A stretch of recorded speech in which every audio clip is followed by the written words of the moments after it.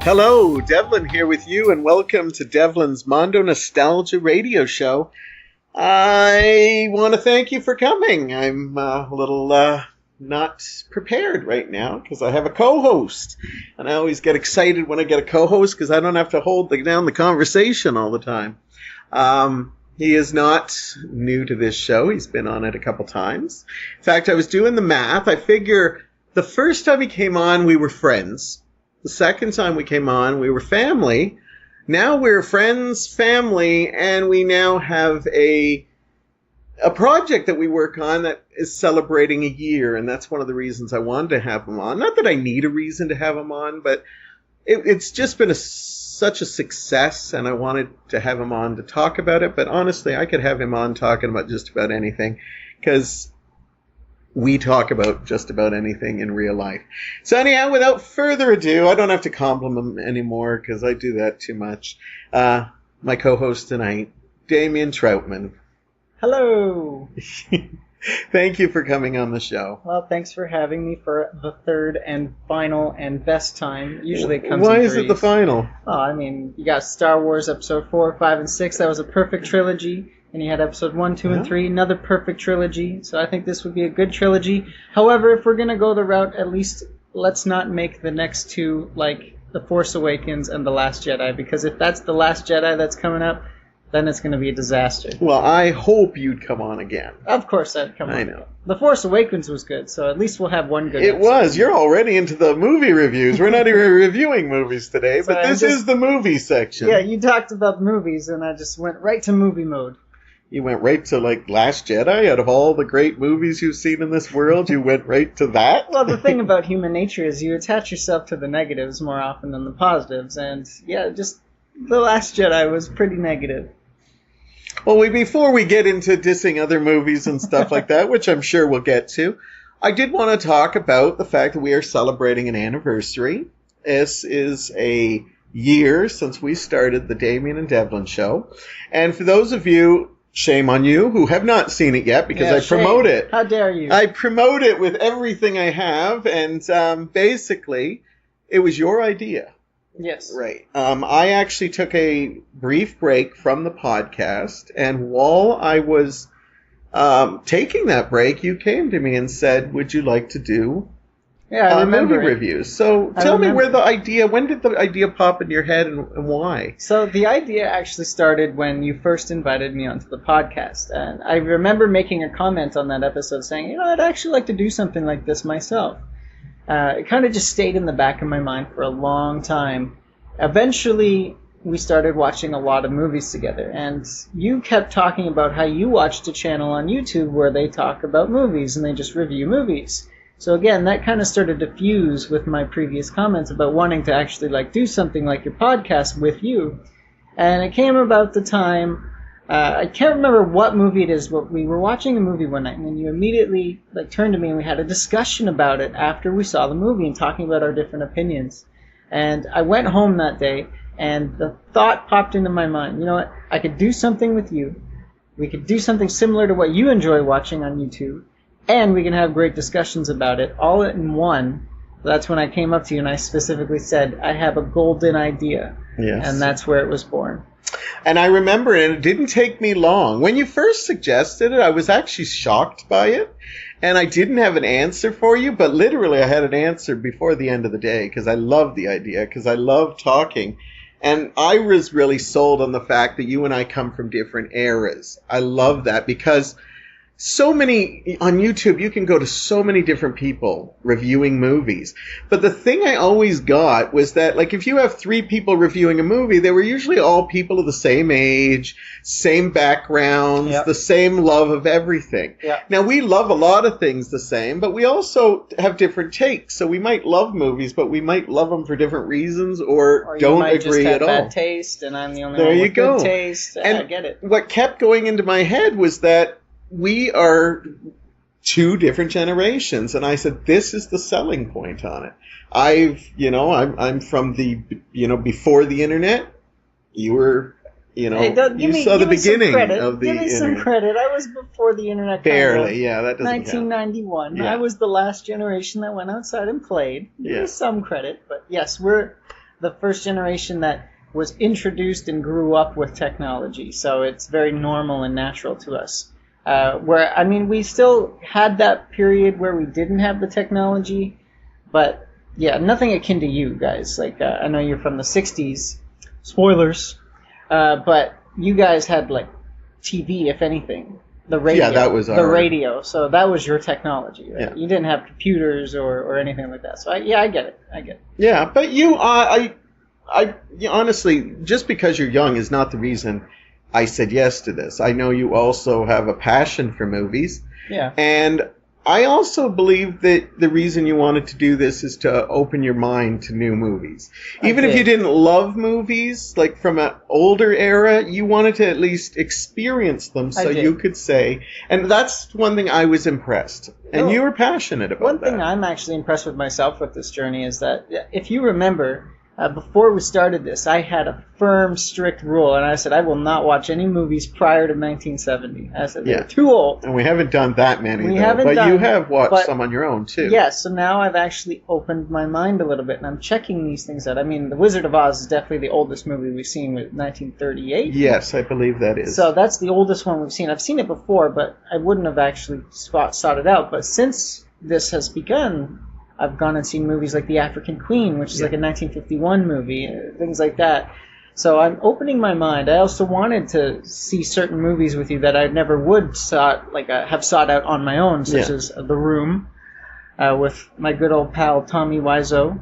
Yeah, I've given you movies because I think of when I pick movies for you, I think of ones, I want to see Damian's reaction to that. Yeah. Trust me, I have a whole bunch that I'm like, he's not ready to deal with that yet. Though I would love to watch his reaction, but I'm not as frightened. But I genuinely, like when we first started, one of the earliest movies I picked was Enter the Dragon. Yes. And I picked that one because I didn't know what your thoughts on old martial arts films were. I think you knew who Bruce Lee was, but I didn't know if you knew any of his movies. So I thought, let's just go for the biggest, most obvious movie that he's ever done. And it was a very fun night watching it, you know. I remember we had a lot of laughs. You were like, what are we looking at? Kind of, and I love when you have that reaction, when you're like, I have no clue. Yeah, no, I've enjoyed the experience overall, and especially with this being in July, our Fan Appreciation Month, the fact that they're movies that maybe even you haven't seen and both of us haven't seen, like the one we did about funny games. That was a fantastic movie to the point where I actually want to go and buy it. And I would have never watched that movie if our fans hadn't suggested it either. So this whole experience, this whole project that we have is just fulfilling in every sense of the word. Because not only that, I get to see good movies, I get to do them with my best friend, but I also have that creative outlet as well where I put the videos together. We should give you a heads up. You do all that, and you do an amazing job with it. Thank you. I appreciate it. But yeah, it's just like a creative outlet for me. I put the videos together using Sony Vegas. For those of you interested, it's Sony Vegas Pro.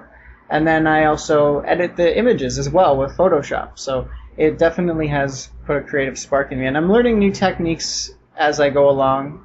Just recently put together our Top Gun image. So nice. Ooh, revealing it. That's okay. This airs after. I paused for a minute. I was like, wait a second. Yeah, I was doing the math, and I go, no, you didn't reveal anything. This comes out on Thursdays. We come on Tuesdays. Yeah, that's right. It's all good, though. So for people who don't know, you got it now. Go check out Top Gun on the Damian and Devlin show. Now, has the experience been more rewarding than you thought, or is it exactly what you imagined it was going to be? It's actually more rewarding than I thought it was going to be.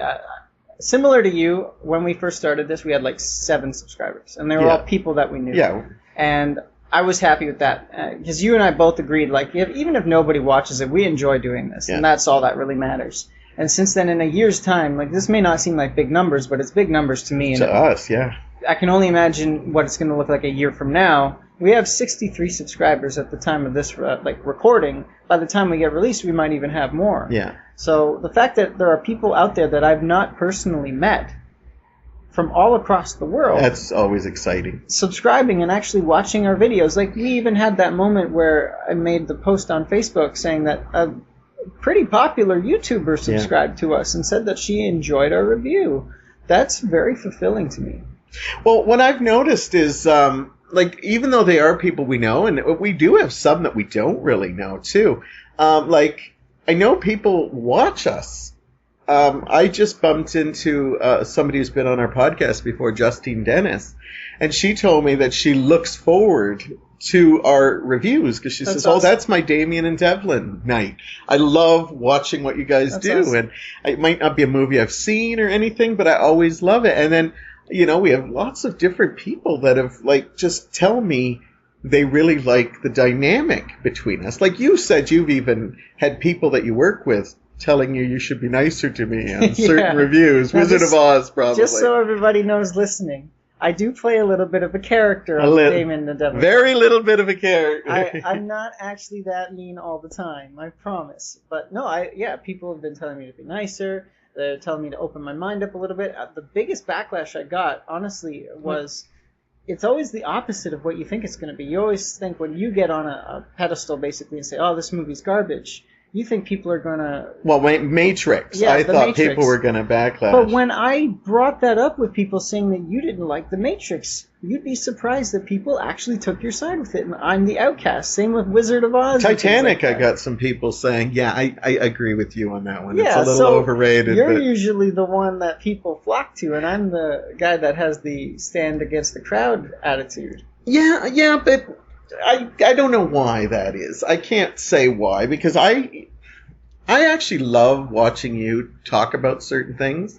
Because sometimes you say some things that I'm just, like, blown away that, oh, this is a great point. And I've even called it out in the actual reviews. This is an amazing point. Then there are other times where we've had, like, differences where I just, like, have to shake my head. But I think those are the ones that people remember the most. Yeah, like, when we're just giving thumbs up to, like, a movie we both love, but we're going to show it anyhow. I find those ones have less views than the ones where we go at each other. Possibly, yeah, true. They do. Yeah. But with regards to it, when I log into our account on YouTube, I can see how many views we have in total, as well as, like, how many minutes people have been watching. And it usually gives it on a past 28 days basis. And every time I log in, consistently, again, this may not seem like big numbers because we only have 63 subscribers for any, like, bigger YouTubers listening out there right now, but consistently it's 1,000 minutes watched on average for the past 28 days. That's 1,000 minutes of people's time. Yeah. And that's mind-boggling to me, so I appreciate it. Yeah, we accept every victory we have, because we did not picture 63 subscribers. No. And some people might be like, I've got tons and all I do is, But you know what? For us, it's monumental. And I can't wait to see how it grows. What I also love is how impressive our library is starting to look. Like, when you go into YouTube, I remember when we only had, like, about 15, and now you go and you start seeing, like, horror and musicals and action and war movies, and then what? They did that? And they haven't done some big movies?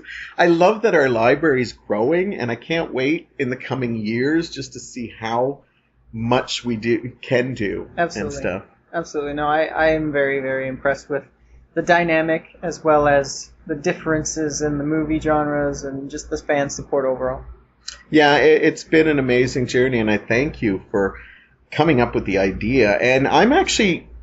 Do you find yourself... Like, I think you told me you try to watch movies differently sometimes? Sometimes I try to watch them as a reviewer, and I can't help it now, but at the end of every movie, as soon as the credits hit, I have a number in my mind of what I've given it.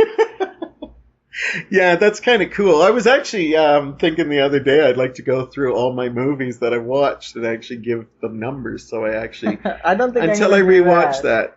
I don't think I'm going to do that. But no, we just recently watched Jurassic World Fallen Kingdom, and as soon as those credits hit, I was like, oh yeah, that's a 3.5. Very cool. Just constantly do that all the time now. Now, I don't know if you... I've not told you this yet, and I haven't told too many people, but I wanted to tell you that I'm doing this, is because of you. I have talked a lot that I've been making some big changes in my life in the last month and a half, and they're going pretty well so far, but I'm adding to that something that has to do with this and just in general, my love of movies. This has gotten me back to my love of movies so much that I'm actually going to start making a list, or if not a list, like physical, of movies I believe I need to see to be taken serious as a serious movie reviewer now. Okay.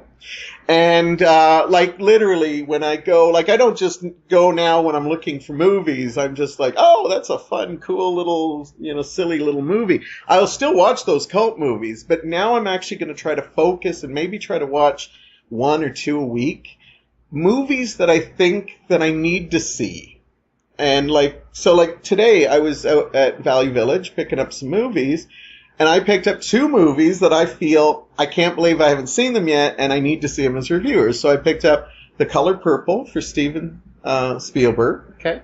And Do the Right Thing, which is a Spike Lee movie, which is like one of the most critically acclaimed movies of all time. So I'm going to start making a list and start collecting those movies and trying to see it, because there's a lot of big movies that I'm like, I got to really get down to seeing, I'm embarrassed to say I've not seen Braveheart yet, or Lawrence of Arabia, and so I'm going to do a lot of, I've been watching a lot of documentaries and stuff, so I'm going to make a quintessential list of movies I feel I need to see. Now, I've seen a lot of movies, but I can't throw away my schlocky movies, and I'm still going to show you those, too. There you are with those funny words. Schlocky. Now we got a new one, schlocky. Schlocky is not a weird word. That just ingenue. Means... I'm teaching you all this stuff. You got to learn all. Cherub. Make sure you're using it in the right connotation. All right? Ingenue can be used for men. Mr. Spielberg is not an ingenue. He can be. It has been used for men, too. Yeah, I'm sure it has. So is there any movies that you still are anxious to show me? Besides The Matrix? Yeah, I definitely want to show you the rest of the Matrix movies. God help us all. I really do want to show you a movie that I couldn't even sit through, and that was that Rise Blood Hunter movie. Yeah, why do you want to show me movies you can't get through? Because I want to see if you can get through them and if you like them, because I hated them. What if I love them? Then I'm just going to have a bad time, I guess. Now, pretty much the movies you've shown me, most of them I've liked. Most of them. Most. I can't think of one except for The Matrix, but you knew I was going in not sure if I liked that one, yeah. But was there a movie you showed me that you were shocked by my surprise or my reaction? Not really. No, not off the top of my head, no. I knew that you were going to flip out at The Matrix. I knew you had problems with Titanic. Were you surprised that I didn't overly hate on Titanic? Like I actually... No, I thought you did overly hate on it, but actually I will bring up something now that we're talking. I believe I gave it like a 2.5. Did I give it a 2.5? You gave it a ridiculous number. No, but I gave it like a halfway mark. You gave it a ridiculous number. Maybe I did drop it to 2. What were you going to bring up something? You actually did surprise me in our very first review when we did Aliens, and you started bad-mouthing the Colonial Marines. The what? That shocked you? That was a genuine response, because I did not expect that whatsoever. Because they're my heroes and I love them so much, and then you just said, yeah, they're too over the top. We had watched Alien, which is, I prefer Alien over Aliens. I prefer Aliens. We watched Alien probably a couple months before we even decided to do this project. Yeah. And when I saw Aliens, I just saw some issues more into it, but I still liked it. That's one that came off the top of my head that surprised me. However, one other thing that comes to mind, and it's not a surprise, it's more of an eye-opener, is the point you made about the girl character in The Notebook not writing... Yeah, you were mind-blown with that. Ryan Gosling's character. Not only me, but I had people coming up to me at work going like, Devlin made such a good point. And you know what? I did not think of that. I've seen that movie probably 2-3 times, but for some reason it came to me while I was watching it that time with you. And I just said, yeah... This is a big issue I just came across. So that's another thing I really like about it, is the fact that we do come at the movie with 2 different points of views, but we also see them differently sometimes, and you open my eyes to certain things. And now I can look at that movie and shake my head even more at the fact that she didn't do what she should have done. Well, you've made some good points where I've kind of like, Well, yeah, I have to give him that one, even though I don't agree with it. But yeah, I can agree why he would or other people would have problems with that kind of thing. So, well, I can't wait to see what kind of movies, we don't want to give away anything, but I've still got a ton of movies I want to show you. That's my problem, because I've seen so many, probably more movies than you in a lot of ways. I would assume you have. And there's just so many I want to share with you that it's constantly just trying to find, like, when am I going to do it? Ones I think you want to see, others I know you don't want to see, but I'm going to make you sit through anyhow. I know I have one in August that you're like, I don't want to see it, and we won't say what it is. Yeah, I was just going to ask which one is that, but we'll talk after. Yeah. And I know you told me I don't want to see it, but it wasn't. See, what I like about you is you tell me movies that you don't want to see, but you've also told me movies that, like The Wizard of Oz, you said, I know I don't like it, but I will watch that one. Yeah. Because you knew it's a big movie, it's cultural, and I like that you're at least open-minded to that, to give it another shot and Oh, yeah, I'm a check it reviewer. out. I have to. I can't just do the strict my movies and that's it. And one thing I do like about you is I like that you're very. I think you've touched me in in some of our reviews, like when you did Rocky Horror. You were very good about. You were honest about how this movie it's not for me. It doesn't really translate to me. But then you made a beautiful thing at the end about how you understand how important this movie is to other people. Yeah. And you even made a comment that almost, I can't remember if I cried. I know I've only blurred up a couple times on our thing, not like my podcast where I'm always crying, it seems. But you made a comment about how you were kind of afraid that if I didn't see that movie at the time that I did, we might not have got the man that I am. And that was so touching to me. And that was a case of, okay, I know he doesn't get it, and I get that. And do you remember what I said to you after we stopped filming, though? Something sentimental. But you don't remember what I said? Not specific. That's horrible. If I was nice, I would tell him what I said right now. But yeah, I did say I thought it was sentimental. You probably didn't think it was sentimental, but I hope one day. Well, if you didn't remember it now, you won't remember it in the future. So anyhow, just having a lapse of memory. No, but going back to your point, I told you would get camp if you were my son. Oh, that's right. Yes, I would have shown you all these movies, and you would have got cult and camp, because that's the one part that is the part that, and I think it works as reviewers because you don't get that, and you don't get cheese or camp, and I just revel in it. I'm rolling on the floor, loving it, and you're like, that doesn't make any sense whatsoever. It's stupid. But going back to it, I can see how movies can be important to different kinds of people. For example, Rocky Horror, of course, go check that one out, see what I say about it. But then another one that comes to mind is Black Panther. I absolutely hated that movie. But I can see why Is it hate? Oh, yeah, I hated that movie. I think it's the worst Marvel movie ever I don't love it. I think it's actually fairly mediocre. But I can see how important it is for the black community. Yeah, absolutely. And the fact that it was a primarily black cast, there were only like 2 white people in it, and it not only reveled in, but encouraged the culture of African nations. And I can see why that's important. Yeah. And that is the one thing I think really was done well in Black Panther. And that, when you're talking about, or when I'm talking about my negatives of that movie, I do not bring that up at all, because I think that's one of the main positives of it.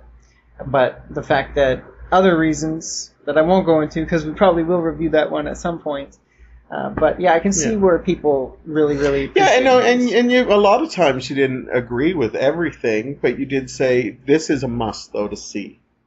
Like when you saw Jaws, you said it was overrated, but you understand that people should see this, especially if you're going to be a movie reviewer. Yep. This is one that should be on your list of have to see. Absolutely. Well, I mean, they have that top 100 American Film Institutes. That's one of the things I'm going to look at and check. And but I also want to consider cult movies that I need to see and other things Well, that independent changed films movies as well, yeah. That's what I'm trying to show can't you just a lot of. Focus your movies on strictly Hollywood. We've done a lot of Hollywood, but I've been trying to sneak some things in there. Although I am very nervous about showing you personal films. Personal films. I don't Like want to see your movies- homemade sex tapes. Not that. Jeez. Showing you movies that really are special to my heart. Oh, okay. Because we've had some issues where I've almost broke down and cried. Well, we've actually seen some pretty good independent films. What do you call it? Funny Games comes to mind. Yeah. There was that one with Daniel Radcliffe that we watched where he was Yeah, we watched that. We didn't review it, but undercover we did. as a that was neo-Nazi. Yeah, like there's amazing. There's a independent lot films. of great ones that I want to show And you, or just smaller films. That's not even another reason independent. that I really enjoy this project is because I had never really watched independent films before. This was my mindset before we got into it. Independent films are made by hippies, and I don't respect them. Now that I'm in this, my mind has changed to being, independent films are actually really well done. Boyhood, another independent film. So there are wonderful movies that are made out there. I just had to grow and mature and open my mind a bit. Now, is there any movies that you'd love to show me, but you're kind of holding back because you really don't know what I would do with it? No, I think every movie that I've seen, you've seen to a point. Yeah, you haven't really...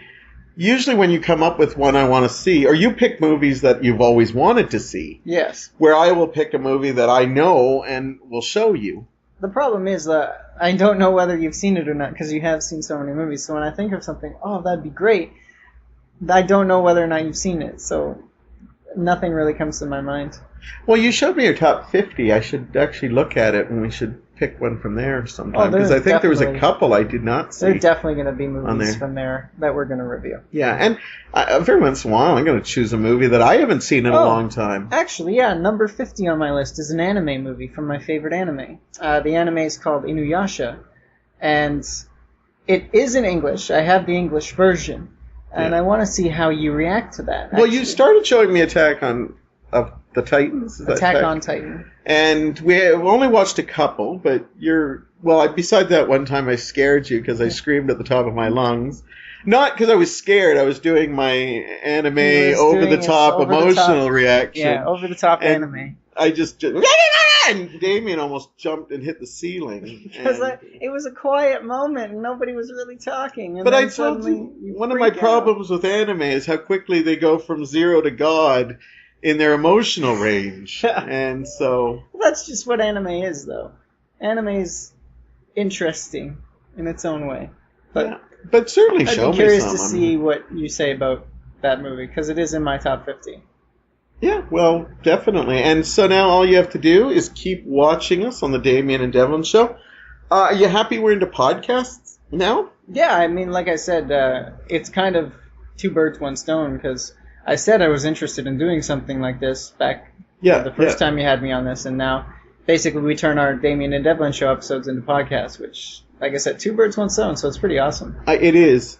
It's hard to keep it contained because there's some movies we watch. I think Funny Games we could have probably talked, but we always try to get it with at least under a half hour. Yeah, we try. Sometimes we go a little bit over, but the movies that we go over half an hour talking, you can tell we. I think Boyhood was the only one we. 34 minutes. There have been a couple 30-minute ones or 29 minutes, but close to it. But there's a lot to talk about in movies, and sometimes we just really love the movie that we want to keep talking about it.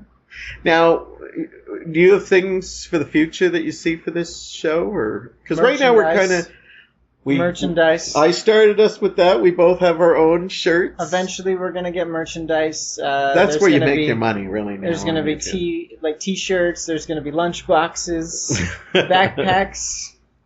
You're going to have your own 3D glasses like they designed the special ones at the theater. Or you could have Iron Man's face. They're going to have Damian and Devlin 3D glass faces. And one of my dreams for this is to actually have movie presentation nights where we actually watch a movie with a theater and talk about it with people. I think that'd be nice. In the end, because there's a lot of people that watch us that kind of secretly say, I would love to watch a movie with you. And we've had a couple of our friends get to watch movies with when we review it. But nobody's here when we review. Yeah, but we'd love to rent out a theater, kind of like the Zoetic here in Hamilton, and just show a movie. Afterwards, we go up on stage. Boy, that's high hopes. There's a wedding, 300 seats. Yeah. But we might as well dream big and stuff like absolutely. that. The sky's the limit.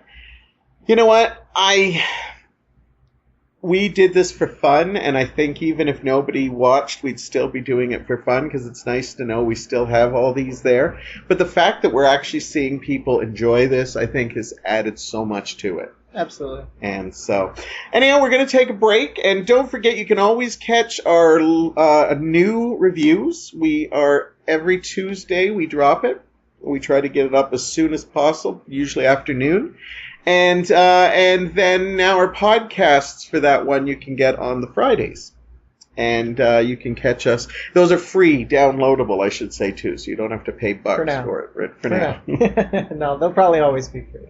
But when we get into merchandising, that's something totally different. But anyhow, we're going to take a very short break, a little intermission, and then we're going to talk about some other stuff here with my co-host, Damian.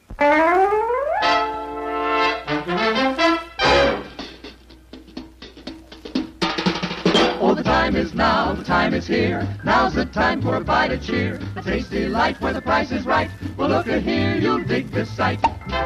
The moment's handy for a piece of candy. Just name your brand, they're all so grand. Hey, what do you think of a nice cool drink? Or a big box filled with a popcorn thrill? Let your taste buds meet with an ice cream treat. Refresh yourselves, it's time to eat. So come on, folks, let's join the band as we all head for the refreshment stand. Devlin back with you here on the Mondo Nostalgia Radio Show, and I'm here with my co-host, Damian Trautmann. Always an honor to have you here. I don't just say you're family, you are family to me. I wanted to talk a little about the World Cup, FIFA. I believe that's right. Am I pronouncing it right? Yeah, FIFA World Cup. Now, it's all done now. By the time this is aired, right. Yeah. We should make a statement. We do not know who won. Yeah, so right now the final is tomorrow. Okay. But we do know who third and fourth place are. Okay, so who are they? Third place is Belgium. They beat England today 2-0. So England came fourth place, Belgium is third. Yeah. Tomorrow the final is between Croatia, who've never won a World Cup. As far as I'm aware, this is the first time they've made it to the final. And then France, who's won it once back in 1998. Okay. So I wanted to talk a little bit about it, even though by the time this airs, it'll be all done. All the flags will be put away, everything like that. Oh, except for the winner. They'll get winner. to go for the rest of the year, right? But you are a big fan of it, and I really didn't. Like, I knew of the World Cup before I knew you, but you actually take it really serious, and I can't remember who you vote for. Yeah, right? Since I'm driving in your car, and it's all, like, loaded up. Tell us who you unfortunately didn't last that long this year. Quite a disappointing performance, but the team I root for is Germany. I do actually have three teams that I would root for, but only Germany ever makes it, and Germany's my favorite. But I would also root for Scotland. They have made it in the past, but that's because my other half is Scottish, as well as I would also root for Canada. And Canada is an absolutely trash team, so that they never make it. But in 2026, Canada, Mexico, and the United States are co-hosting the World Cup. So Canada, by default, qualifies. So we'll actually get to see Canadians in the World Cup in 8 years. Now, this is every year, right? 4 years. Every 4 years. Is it every 4 years? Yep. That's it? Yep, every 4 years. I thought it was every year. Why do I think it's every year? That's why it's so big, is because it only comes once every 4 years. I see, I'm learning stuff already. For some reason, it always seems every year there's craziness about soccer and stuff. Every 2 years we get a big competition. So right now, in 2018, we have the World Cup. In 2020, we'll have the Euro Cup. So every 2 years it alternates between the Euro and the World Cup. Those are really the two major competitions that people seem to care about. Nobody cares about over here in like the North America Cup or the Canadian Championship, anything like that. But yeah, so maybe that's why you're thinking that. Could be. I actually kind of like the World Cup. I like when people are like, it seems like friendly. I know it isn't. I know it can be really ruthless at times. Oh, yes. But how did you get into it? Like, were you a kid when you got started? No, into the World actually, Cup? I was a teenager. I did play soccer when I was a kid. I remember playing only one match, and this was back when I knew my father. I played indoors. I think I was maybe 5 or 6. Okay. I remember getting yelled at because I wasn't doing the right thing, and I never played soccer ever again. From your coach or your dad? From my father. Okay. But the way I got big into watching and following soccer was in 2006 when the World Cup was actually hosted in Germany. My mom was watching it on TV because her dad, my grandpa, is a diehard Germany fan because he's straight from Germany. Yeah. And so she was watching it, and I ended up watching it with her, and I noticed how good Germany was actually performing. And I just kind of got enthralled with it, and I got caught up in the hype. And then 2 years after that, 2008, the Euro Cup, same thing, so on and so forth, 2010, all the way up until now. And since then, I've not only followed the national teams, but I've also found different clubs that I follow on a club level as well. Nice. And you said Germany was out pretty early in the actual thing. Do you still follow it after that? Oh, yeah. Like you still enjoy I've watching the watched games and as stuff? many matches as I could. There was actually one standout game that was so dramatic and so well played by both teams that I was literally on the edge of my seat. I forgot that I wasn't a fan of either team. That's how good it was. But it was Russia versus Croatia. And the World Cup this year is actually hosted in Russia, so the crowd was behind them. And Croatia scored first. And then just near the end, Russia scored again. And I remember the commentator, he screamed and he said, "Russia will not die." And just, it was so energetic and dramatic because this was the point where you either win or you go home. And Russia, again, being a surprise underdog, the only reason they were there is because they're the host country. They're the lowest ranked team, but they got very far. And just injuries, and a team like Croatia used up all their substitutions, so they couldn't send any new players out on the pitch. And then their goalkeeper got injured, and it went down to penalty kicks, and it was excellent. Do you like that they, like if you're hosting it, you automatically get in? I do like that because like I understand why it happens, but doesn't it seem like, you know, when an unpopular kid has a party and we have to let him play the games because it's his house? I like it because it gives countries that would never make it to the World Cup normally a chance to participate. And that's fair. As much as I don't like the Russian team, like I said, they were surprised because they managed to make it very far. And I like the fact that tomorrow's final features an underdog, which is Croatia, against France, because it gets kind of repetitive thinking, who of the superpowers is going to win, whereas Croatia, who's never won, has a chance. Yeah, that's cool. I could see myself following soccer because I know my laundromat started playing some. They put TVs in my laundromat, and the lady keeps sneaking on the soccer games. And I was thinking, boy, they're hot. I could get behind this. They don't wear much padding and stuff, so it's like I was like lusting out. Yes, I'm shallow.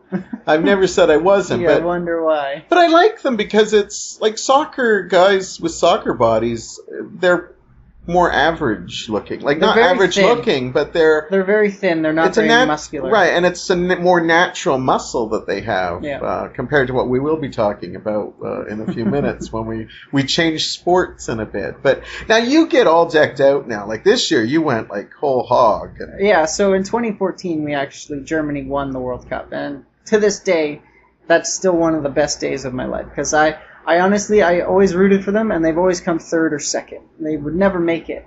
And when they actually won, I lost my mind. I was so happy, and me and the rest of the German population here in Hamilton, we went riding around in our cars, honking at each other, waving flags.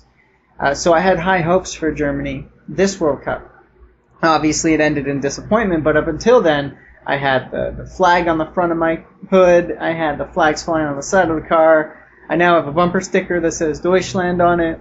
Über alles? No, not über alles, just Deutschland. But no, I did go all out. I have my own jersey.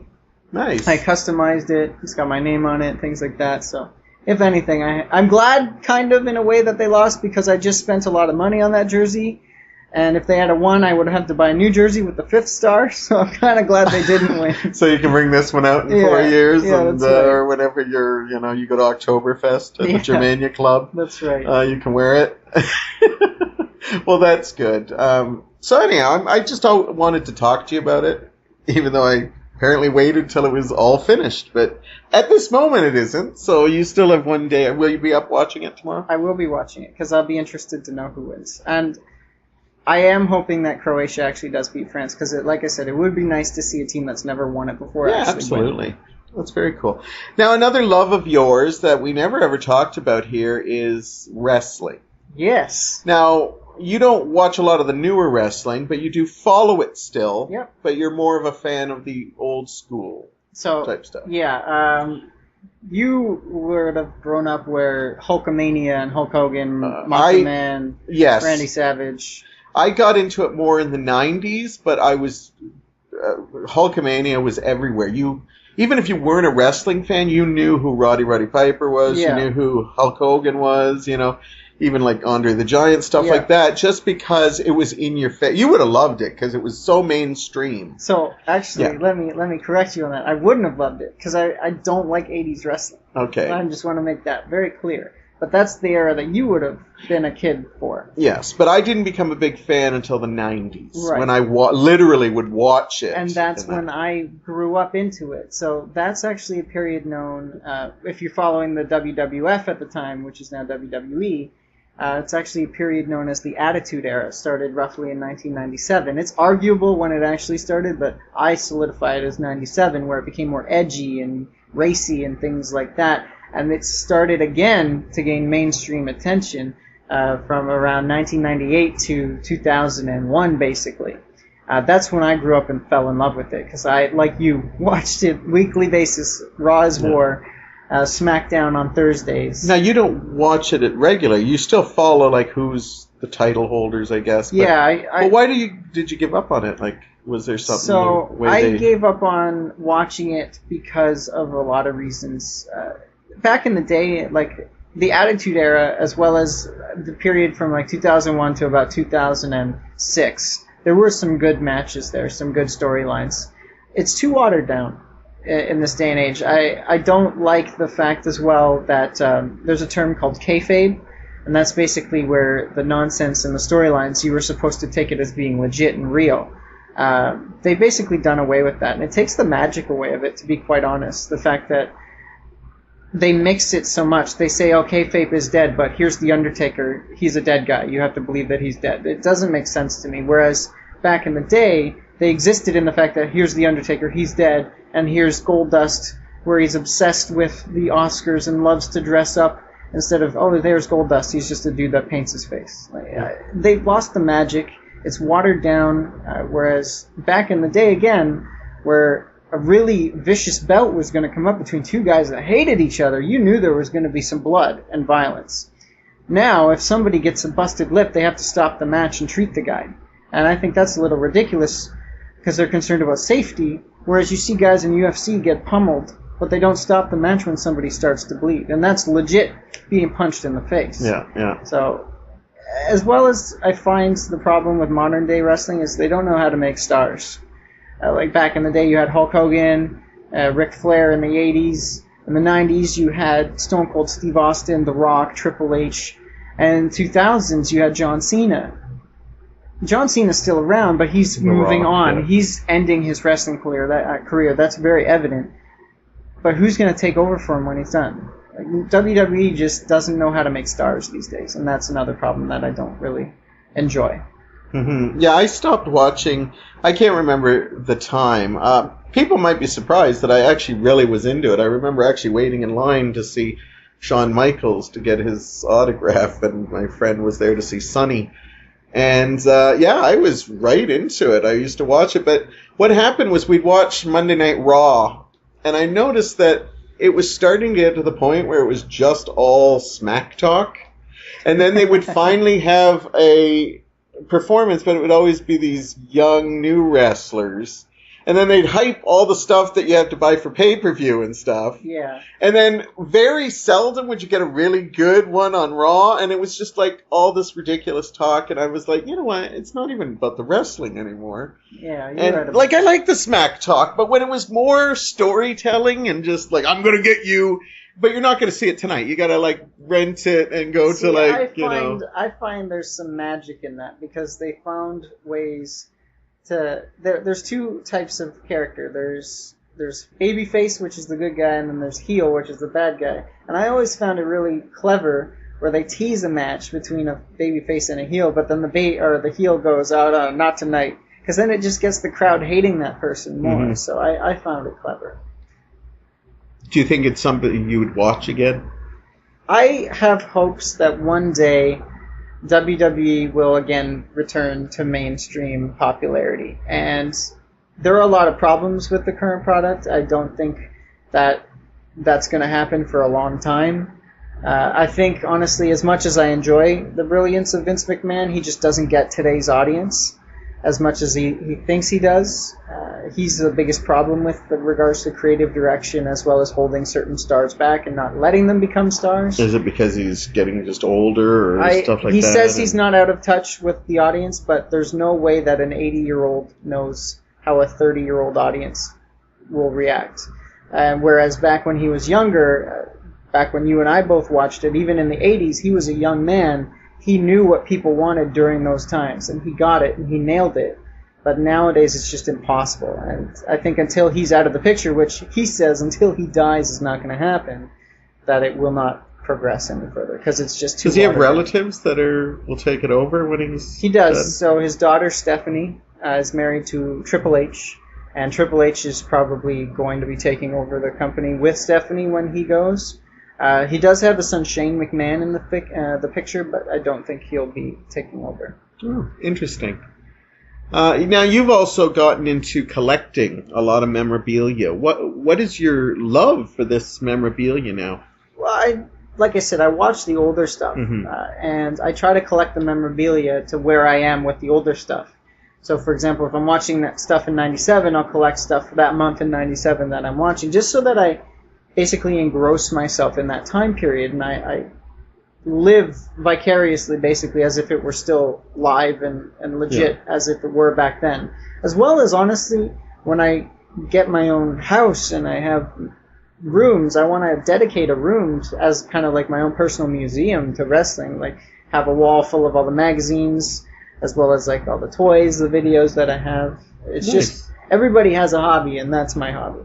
Very cool. It's a good hobby. Now, you've only started like really wanting to make this even more of a hobby, because you've been like, I love seeing you when we go to like Comic-Cons, and you just light up when you see magazines or somebody that's doing WWE, WW, the old WWF, and you just light up, and you could just spend hours looking through magazines and figuring out which ones you want to buy, because you secretly want to buy all of them, but you can't. Yeah. Like I said, it's my hobby. It makes me happy when I find things that I'm looking for, because it can get quite expensive. Oh, well, just the sheer amount of wrestlers that you enjoy. Absolutely. Like, you know. And thankfully for me, I only really like WWE. Like, I've seen WCW back in the day, and I never really got into it.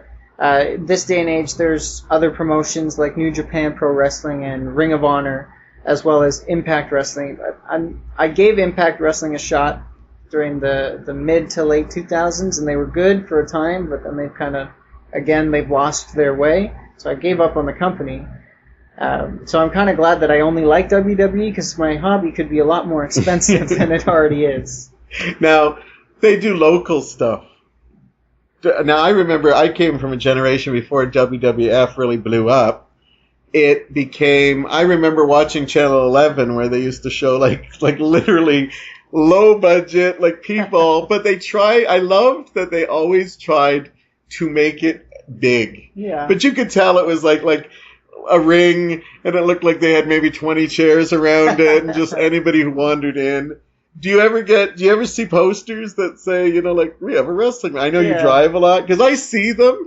And I'm always kind of tempted to, like, I'd like to go to one just to see something live. Would that something interest you? I have seen a couple of independent wrestling shows, and they're interesting. I just don't know who the wrestlers are to really care, to be quite honest. But I'll constantly get people approaching me, like when I am in malls and whatnot, because I wear wrestling shirts all the time. I'm even wearing one right now. And people are like, oh, hey, nice wrestling shirt. Did you know that we're having a local show? And they'll hand me a flyer. I'm like, oh, no, I didn't. If I have time, I'll go check it out. Thank you. Sometimes I do, sometimes I don't.